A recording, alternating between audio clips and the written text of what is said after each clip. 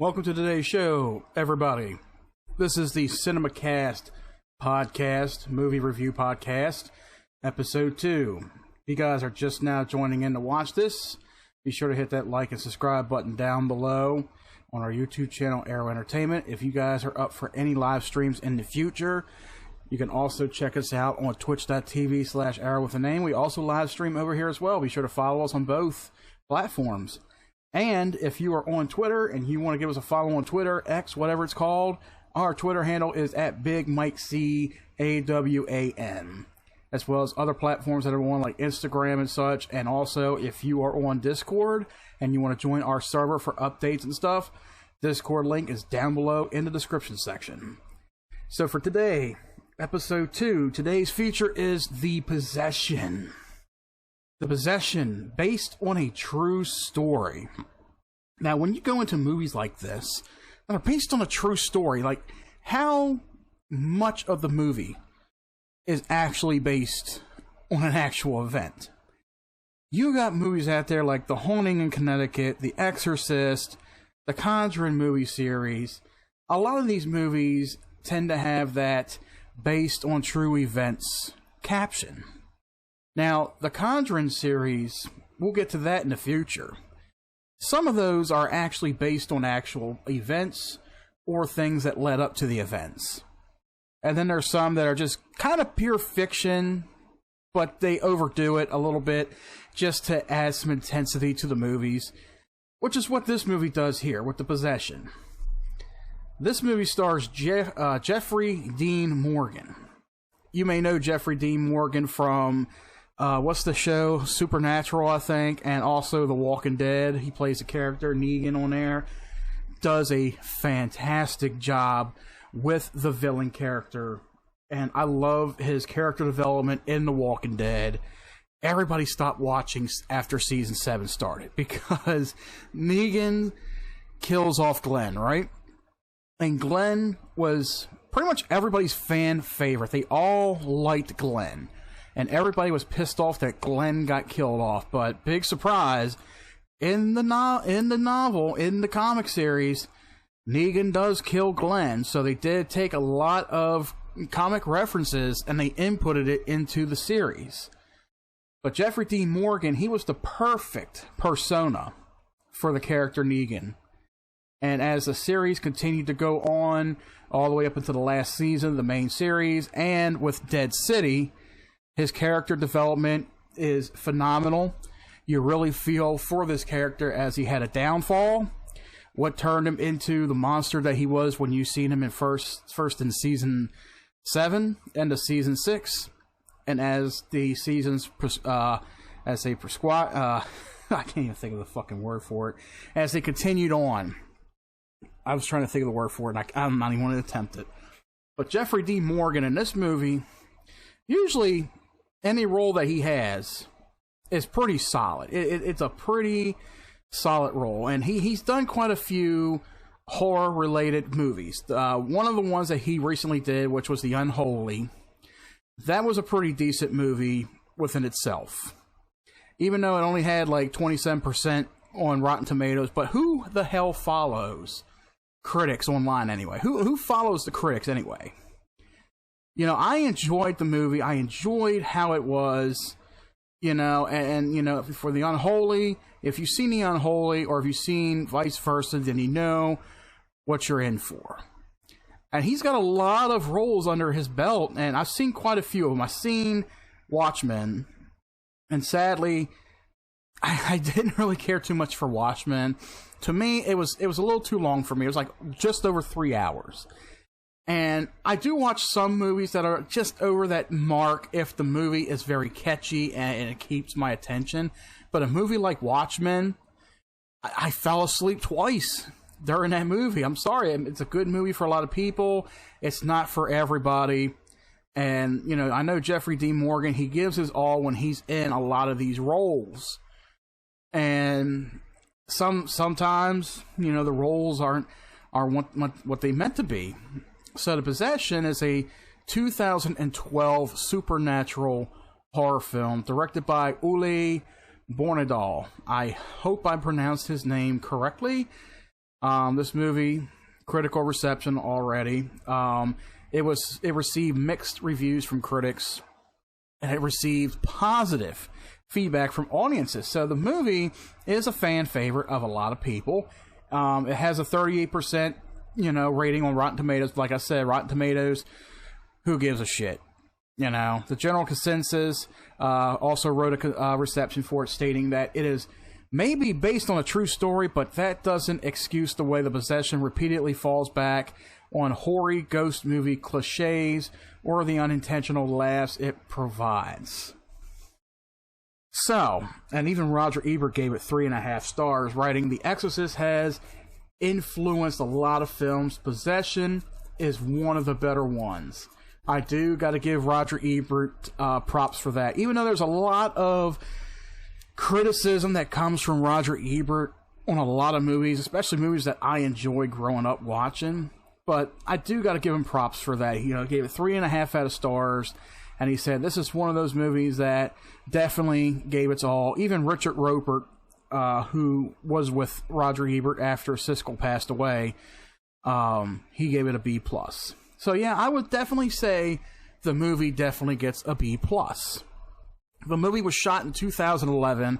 Parts of the film were filmed at a former mental institution, Riverview Hospital, up in British Columbia. What is it with a lot of these films that are they're filmed in a mental hospital, especially if it's something that's horror related? Our first episode of Session 9, that was filmed in a mental hospital, a mental asylum that's abandoned. Same thing with this one. But I guess they used a lot of it for soundstage and stuff. They set up the mood and the setting for it and everything. But this movie, I've recently watched it with my spouse, and I seen it once before, and I figure I'll watch it again. It is a pretty decent movie. Plus, my fiance, she's a big Jeffrey Dean Morgan fan. She's never seen the movie, but she was hyped to see it, because she wanted to see Jeffrey Dean Morgan, of course. That's her man, everybody has their man in Hollywood. Also note, this film is also produced by Sam Raimi. There's a total of 3 producers on this film, but Sam Raimi is one of them. And everybody knows, he's famous for the Spider-Man trilogy. He's famous for the Evil Dead series and a bunch of other films that he has done, including, Drag Me to Hell. I still ain't watched Drag Me to Hell, because yes, it is a PG-13 movie, and a lot of you, and I've mentioned it before on my other podcast, that PG-13 horror, it has its definite hits and misses, especially with me. But with this movie here, certain ones that are PG-13, certain ones they do hit pretty good if they got a good story, if it's something that really hooks you. Now, a good horror movie doesn't fully rely on gore and blood. And it's not meant to. There's a lot of good movies out there. Like, today's modern horror movies you'll find on these streaming platforms like Shudder, Hulu, Netflix, or whatever. A lot of them rely on gore, blood, any kind of horror violence, in that nature. Look at the new Halloween trilogy. The garbage Halloween trilogy. Oh, October's coming around the corner, so we'll be prepared for that one. But the Halloween trilogy, the newest one, relied heavily on the gore factor. Gore and blood. And let's just say, in my opinion, right now for that trilogy, it's a piece of heavy garbage heap. It's a garbage heap. It's an amount of garbage. But like I said, that will be saved for another time. But what I'm saying is, a good horror movie, a good scare, even if it's PG-13, it doesn't have to have that emphasis of blood and gore or heavy. The scares can be pretty heavy. Look at the Insidious movies. They rely on atmosphere. They rely not really on jump scares, but more on what's going to happen next. Like movies like The Conjuring and Insidious, they know how to work your fears in each scene. You could see something in a peripheral blurred out in the background and then disappear. and there would be no mood, there'd be no music. You just see it there, and then the next scene, you'd be expecting it. You know, and just jump scares. Jump scares, they tend to be too cliche. And there has been a couple maybe jump scares in this movie, but like I said, jump scares are too cliche when it comes to horror movies. You know, everybody expects a good jump scare. It's like, are you a kind of person that expects something to pop out and scare the living hell out of you, and they could go, oh, you know, that's a jump scare. Are you truly terrified of something that pops up on screen with a loud noise? Like, but a lot of these movies like this, you know, you gotta go in to it with an open mind. And that's what I did when I first watched this movie. Now, as I was stating, this was shot in 2011, and parts of it was shot in a mental institution. The story, since it's based on a true story, the story is based on an alleged haunted Dybbuk box. Now, if you've never heard of what a Dybbuk box is in Judaism, when it comes to Judaism, the Dybbuk box is a paranormal hoax consisting, well, they call it a hoax. It's a paranormal hoax consisting of an antique wine cabinet claimed to be haunted by a Dybbuk, a concept from Judaism. The box gained notoriety when it was auctioned off on eBay by the owner Kevin Manis, who created the story featuring Jewish Holocaust survivors and paranormal claims as part of the eBay item description. Manis' story was the inspiration for the 2012 horror film The Possession. In 2021, Manis told Input magazine that the Dybbuk box story was entirely fictional. So you mean to tell me that for the last 10, 11 years, he came out and said that the entire story was fictional about this haunted box, this wine cabinet? There's even features on the DVD for this movie that shows a guy, you know, taking it out of a crate and showing it off and saying, we don't want to open it up because the spirit's inside, but this is what it looks like, da da da da. You know, if you open it up, you know, it'll let the demon out and everything will go haywire, this and that, da da da. You gotta, it's a bunch of hocus pocus stuff. Okay, I do believe in spirits, I believe in stuff like that, but it's something of this nature that when a movie comes out and it states it's based on a true story, but now when you read up on something like this, the history of a Dybbuk box, when you read up on it and now you hear, oh, he created the story, it's all fictional. So before I get into the synopsis of the movie, I'm recanting on the Dybbuk box. So in 2021, Manis admitted to writer Charles Moss that the box was his own creation. I am a creative writer. The Dybbuk box is a story that I created, and the Dybbuk story has done exactly what I intended it to do when I posted it 20 years ago, which is to become an interactive horror story in real time, and that he added new elements to the Dybbuk box story over the years to help it evolve it. Keep it relevant and interesting. So, this whole story is fictional. That's like today if the Lutz family came out and said, oh, we were never haunted in Amityville. We made that shit up. We just didn't like the house. We were collecting insurance on the house because we lost a lot of items. So that would be this family committing insurance fraud at that point. About, what, 40 fucking years in the making? Just about 45 years in the making for them. But that's my point. That'd be like if the Lutz family came out and said, yeah, we've never really had any hauntings go on. We just made the story up. But yeah, it was a true story that Ronnie DeFeo murdered his family in the house, but there was no real hauntings. We just made it all up. So, okay. So you mean to say that the Amityville horror movie was fictional? But that's how a lot of people look at the movie. They say, okay, the movie is fictional, but then you got some people that actually believe the movie is, you know, based on something that actually happened. Whereas when I look at this movie now, The Possession, and I see, okay, they have all these videos out there that say, yep, Dybbuk box is real, But the guy who invented, who built the wine cabinet and made up the whole story, it's amazing he kept the story alive for so long. He kept it going for so long. People believed it. And then when they watched this movie, they're like, damn, this is based on true events? Holy shit. I don't want to get near anything that's called a Dybbuk. Holy shit. I don't want to own that box. God damn. But now, when you're watching this review, I hope it's putting some minds at ease. It's like, hold up. It's not based on a true story, as the title states. So this is probably the first movie I've ever seen come out now where I'm reviewing it, and it's like, this movie came out, 11 years ago.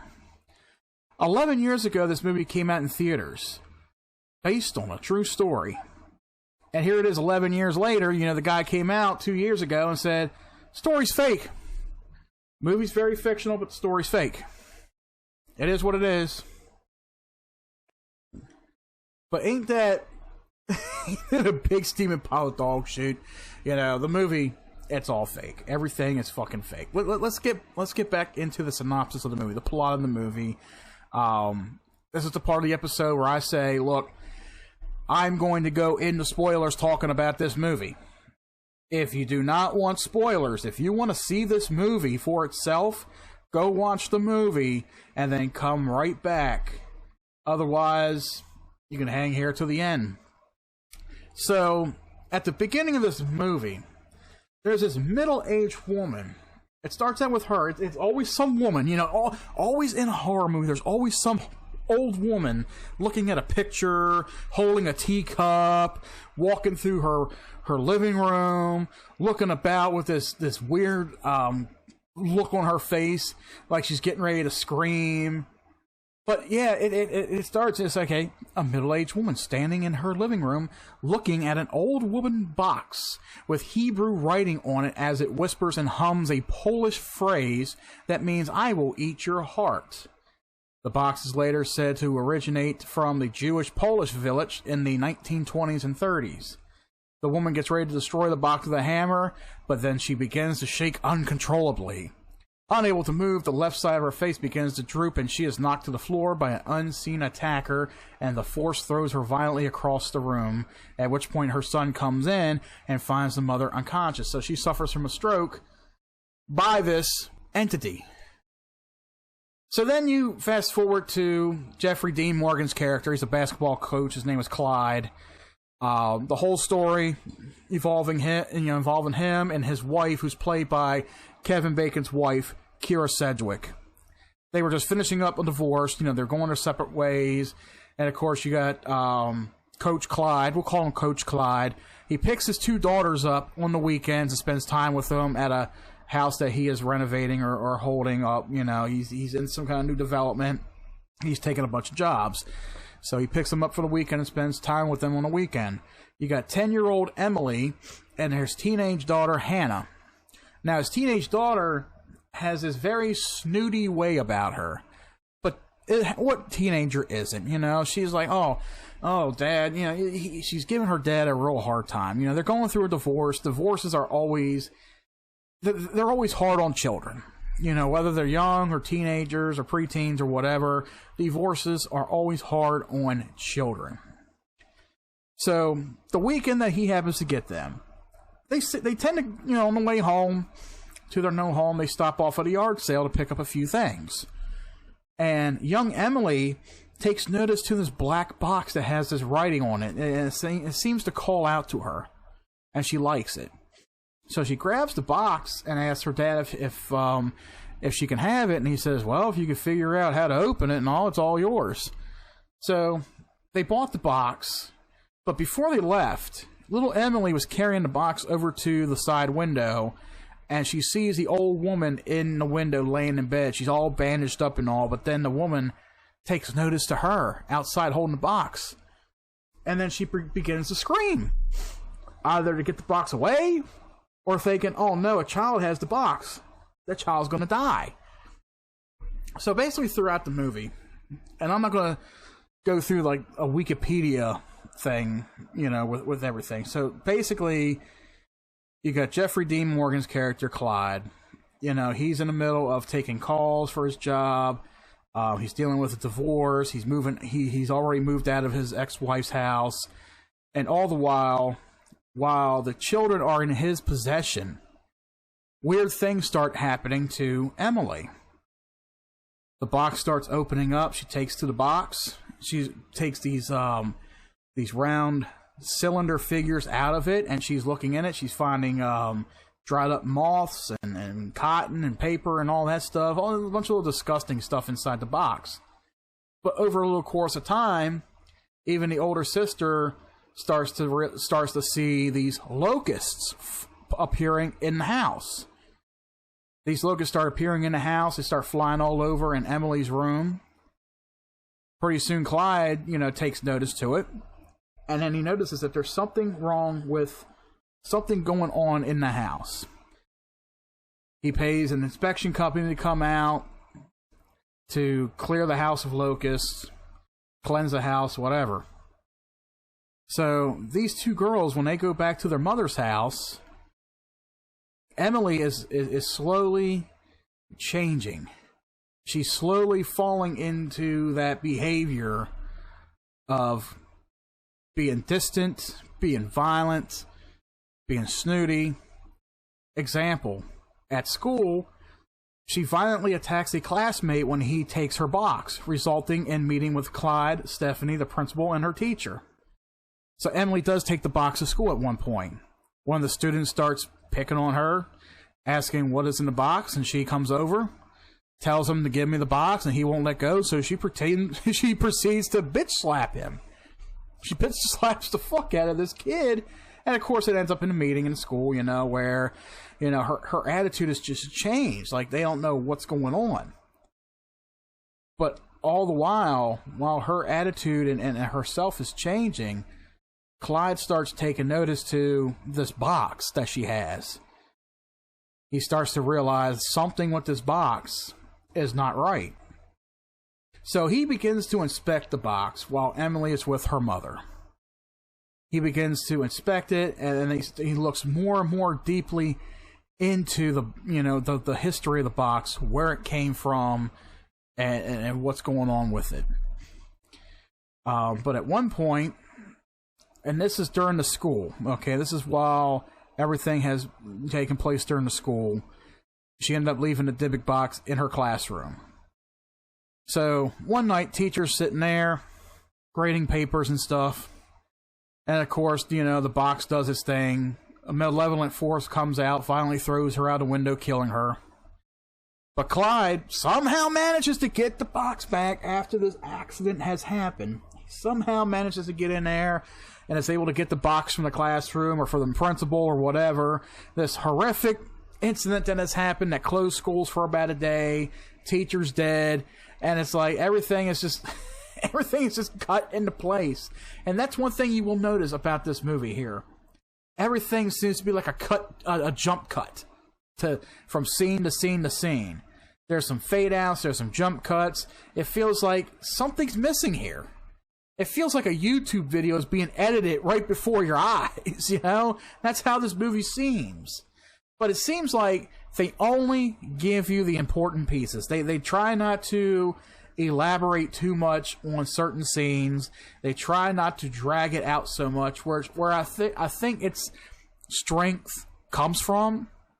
It tries not to be boring or repetitive. It tries to keep you in the loop. It just gives you small pieces at a time. But then there's certain sections of the movie where it feels like, I don't know, maybe there should be some kind of explanation. Okay, why was the Dybbuk box left in the classroom?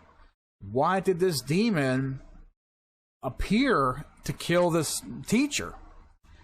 And then it jump cuts to, you know, okay, Clyde has the box now. How did he get the box? How did he get the box? He had the kids in his possession. You know, he's like, oh, you understand why school's closed today. You know, teacher's dead. Duh.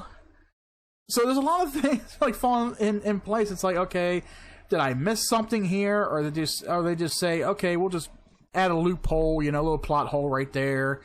You know, but maybe we'll cover it up with deleted scenes or something. I don't know. I don't remember many deleted scenes from the movie to begin with. Emily does tell Clyde about an invisible woman who lives in the box who says that M is special. He calls his daughter M for short, his little nickname. Alarmed by her behavior, Clyde attempts to dispose of the box in a dumpster. During the next weekend at Clyde's, Emily gets progressively more upset with the disappearing of the box and accuses Clyde of abusing her. They're standing face to face in the hallway, and then you see this spirit slap Emily, but then you got the older sister Hannah in the background. She thinks the dad's slapping her. So they start accusing him of abusing Emily, and Emily goes running out. She flees from the house, runs all the way down the road, runs all the way to where Clyde had disposed of the box, recovered the box. The voice from the box begins conversing with her in Polish language before seemingly possessing her. So now at this point, the spirit is possessing her in place. And then Clyde arrives just in time to take her back to the house, get her some help. Clyde then takes the box to a university professor who tells him that it is a Dybbuk box that dates back to the 1920s or 30s. It was used to contain a Dybbuk, a dislocated spirit as powerful as a demon. Clyde enters Emily's room and reads Psalm 91 until a dark but invisible force throws the Tanakh, I guess they call it Tanakh, across the room, which is a Jewish or Judaism. It's a prayer book. I think it's a Jewish prayer book. And he walks into the bedroom and he starts reading, and then of course something ends up happening. But then, you know, Mommy Dearest comes in and throws Daddy out. What are you doing? What are you doing? You can't be here. Get out of my house. But he's sitting there trying to save his daughter. So after all this is happening, Clyde then travels to a Hasidic community in Brooklyn. Mind you, when these travel scenes happen in these movies, there's always that cliche camera angle, the camera panning across the bridge, aimed at the car several times while the music playing in the background. Isn't that the biggest, worst cliche of movies nowadays? It gets repetitive. Do something new, like, I don't know, have a camera following the exhaust pipe or something in the background, you know, it's like, have it following in front, you know, lodged on the fucking dashboard or something, you know, something other than the cliche, let's watch it pass by on a nearby bridge with music playing. So he crosses the bridge into Brooklyn and learns from Rabbi Zadok, who's played by Matistual? I can't pronounce that goddamn name. He's an artist. He's a music artist. He only appeared in 2 movies. That the possession has 3 main stages. In the 3rd stage, the Dybbuk latches onto its human host, becoming one entity with it. The only way to defeat the Dybbuk is to lock it back in the box via a forced ritual. Upon further examining the box, Zadok learns that the Dybbuk's name is Abizu. Or Abizu, I think that's what it's called. Abizu, you know, he starts preaching around. Or taker of children. Emily ends up having a seizure in the hospital. Well, she ends up having a seizure and is taken to the hospital for MRI. During the procedure, Stephanie and Hannah are horrified when they see the Dybbuk's face in the MRI scans next to Emily's heart. Clyde and Zadok, or Zaduk, whatever his name is, I don't know, joins the family at the hospital and attempts to conduct an exorcism, which results in the struggle between Clyde and the Dybbuk. Clyde eventually survives the attack, but the Dybbuk is passed to from Emily to him. Zadok performs a successful exorcism. Abizu emerges from Clyde and crawls back into the box. Family is reunited, and with Clyde and Stephanie's love rekindled. So this is one of those movies where it's like, okay, the parents are divorced. They're going to a heavy struggle, you know, divorce. The kids are, you know, the victims in it. You know, something happens with the kids. You know, the parents come together, you know, with some priest or somebody to help them out. And then, boom, everything's rekindled. Everything's back to normal. Stepdaddy is gone away. He got frightened away halfway in the movie. I'm like, you know, it's hilarious how he gets scared away. But that's one of those movies where it's like, they hate each other. The parents hate each other at the beginning, but they're only being civil for the kids. And then there's some friction going on in between. And then in the end, all this is coming to light. Everything is true in their eyes. and then everything is rekindled, you know? So there's like maybe about a 10-minute thing that ensues in this hospital while they're trying to perform an exorcism. And you got, you know, Clyde and his daughter Emily, you know, he's following her around in the dark. And he's trying to tell the demon, take me instead, leave her alone, which ends up happening. Until Zadok, or whatever his name is, he starts chanting, Abezu! Abezu! Sounds like an STD, don't it? Abezu! What does that mean? What is the... Okay, Abezu, in the myth and folklore of the Near East and Europe, Abizu is the name of a female demon. Abizu is blamed for miscarriages and infant mortality, and is said to be motivated by envy, as she herself is infertile. In the Coptic Egypt, she is identified as Alabasandria. I guess that's how you pronounce it. So I'm not even going to go on further with that, but that's the history of the Abizu. You guys can look it up if you want. After the family is all rekindled, everything's happily ever after, you see Zadok drive away with the box in Clyde's vehicle. And he's thinking about returning the car, returning the box back to where it came from, or whatever. But then, after he gets off the phone call with Clyde, the car is hit and struck by a truck, killing him. The box then lands safely in the distance from the wreckage, and Abizul's whispering is heard from it. And that is the movie, The Possession. The director stated that he was drawn to the script of this movie, having seen it as more of an allegory for divorce than as a true horror film. Actors Sedgwick and Morgan were brought in to play the Brennecks. Morgan chose to participate after seeing Callis's audition tape. And Callis, who is Callis? Natasha Callis, okay, she was the girl that played Emily. He was brought in after he chose to participate after seeing her audition tape. Parts of the film were filmed at a former mental institution, Riverview Hospital in British Columbia.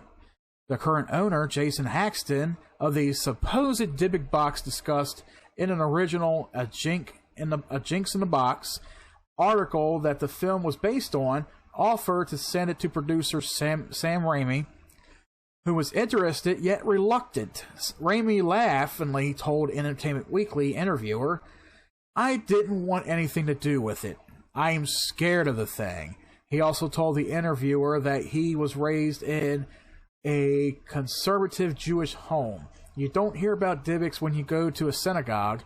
I know the demonic lore of The Exorcist, but what does my faith believe about demonic possession? The stories chilled me to the bone. Jeffrey D. Morgan felt it similar. In the research I did, I started getting creeped out. My girlfriend was like, let's make sure that we don't actually go near the real Dybbuk. We were like, hell no. Recalls screenwriter Juliet Snowden. We don't want to see it. Don't send us a picture of it.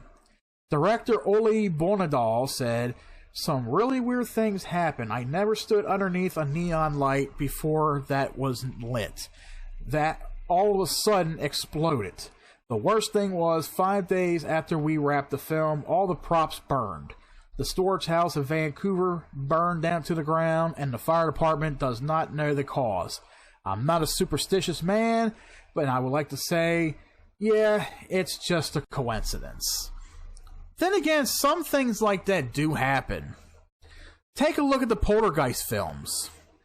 Poltergeist in general, when that movie came out, there was a lot of stuff going on behind the scenes that caused what you consider the Poltergeist curse to continue on for about, 6-7 years, with the next 2 movies added to it. You had several deaths. You had several things happen, a lot of bad luck. You had a shaman on the set at one point. You know, he did a chant to make everything much easier. He performed like exorcism or something on the set for the second movie, I think it was. But the Poltergeist curse was just as real as you can hear, as you see it today. Now with this movie, I think I did hear some of what they were talking about with things happening to it.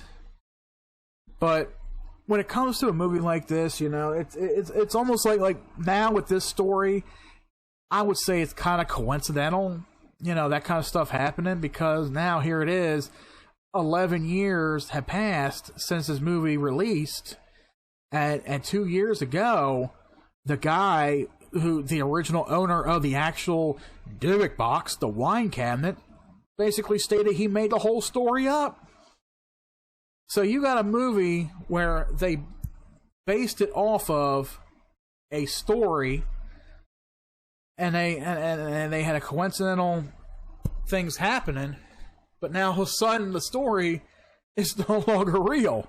So what do you believe now? But the movie is made for a good popcorn flick, I'd say. You know, it's a pretty good watch. I watched it twice in my lifetime. I watched it when it first came out on DVD, and I watched it again about a night ago, and it still holds up about the same.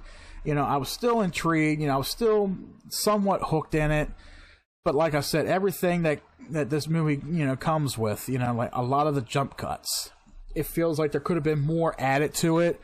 A lot of scenes were faded out, a lot of scenes were cut, you know, suddenly, so it's almost like there was really no development throughout a lot of scenes. It felt, I don't want to say it felt kind of rushed, but in a sense, it almost seems like it. There wasn't a whole lot of haunting going on with the movie. I mean, the only thing you basically get is, okay, voices are heard, locusts are swarming all over the house. You see this young girl's attitude change, her whole demeanor change ever since she got this box. So you don't see a whole lot of hauntings going on. You usually would see that with, you know, cursed objects in a haunted movie like that. You would have some kind of haunting, and then you would have some kind of possession, and then some kind of exorcism, and then the movie's over. This one barely had any hauntings with it. You just had, like what the director said, basically a story about divorce, kids being the victims of the divorce, you know, and then something goes on with one of the children, and then both parents have to work together to get each other to believe one or the other. And then they rekindle the relationship in the end. That's basically it. You have one child who is a victim of everything, but not a whole lot happens. But then again, when you're given a length of time for a certain movie, you got to try to cram everything in as much as you can. But then I feel like there's some scenes that feel like, I don't know, maybe just don't belong, but it's a movie's movie. I would call that. You know, The Possession is a movie's movie. Is it based on a true story? Not as of now. Not as of 2021. But it is a pretty good watch. If you want to check out something like this, don't go into this movie thinking it's based on a true story, because it really is not. It has that demeanor, but just go into it with an open mind. Let us know what you think down in the comments section after you watch this movie. My rating for this movie is about a 7 out of 10. I would give it a 7 out of 10. Jeffrey Dean Morgan, he's always a solid actor. Yeah, there's some roles that he probably wasn't meant to be in, you know, that kind of thing. But other than that, you know, the children's performances, they were great. You got Kevin Bacon's wife in there. Kevin Bacon, you know, he's in horror movies himself. You know, he's in a lot of horror movies himself. So who'd have thunk, you know, his wife would be in one. But Jeffrey Dean Morgan, you know, he is a pretty solid actor. Everybody loves him. You know, I love him. I love his portrayal of Negan in The Walking Dead. Watching him in this movie, you know, when I first saw it, you know, it was pretty good. I enjoyed it. But I will give it a 7 out of 10. And you guys ought to check it out as well. So what did you think about today's feature? What did you think about today's episode? Did you see The Possession? What did you think about the movie? Let us know down in the comments section. Let us know your thoughts and all. And that is a wrap up for today's episode, episode 2 of Cinemacast. Hope you guys enjoy listening. Hope you guys enjoy watching. Be sure to hit that like and subscribe button down below. Make sure you hit through all those links down below if you want to follow us on Discord, Twitter, Instagram, and all and such. Also, if you wish to donate to the channel, support us in any way, our Cash App link is down below in the description section as well. Feel free to click it. Feel free to donate today if you want to. Other than that, I am Mike C. for Arrow Entertainment. This was Cinemacast. We will catch you next week for episode 3. We will let you know on social media what episode that will be. And until next time, stay tuned in.